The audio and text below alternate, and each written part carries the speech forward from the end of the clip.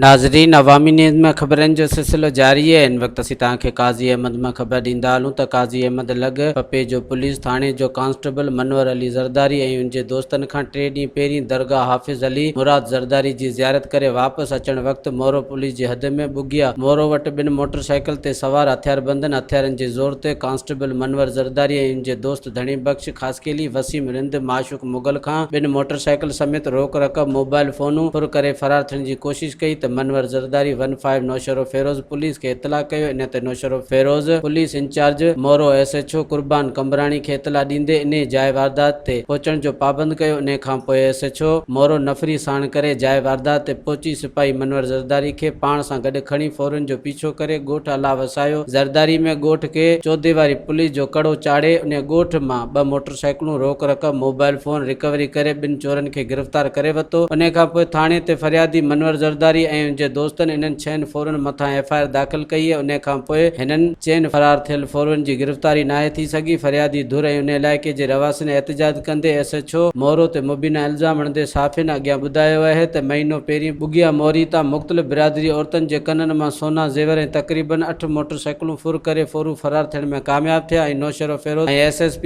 मोरो पुलिस इंतज़ामिया अॻो निंड में सुतल। असां मुतालबो करियूं था त वॾे वज़ीर सैयद मुराद अली शाह IG सिंध आला इंतज़ामिया खां त SSP नौशरो फेरोज़ SHO मोरो खे इन्हनि फौरन खे गिरफ़्तार करण जो पाबंद कयो वञे, न त ॿी सूरत में इन्हनि खिलाफ़ एहतजाज जो दायरो वधायो वेंदो। मज़ीद खबरों और तफसीलात के लिए विजिट करें हमारी वेबसाइट www.awamiNewsHD.com।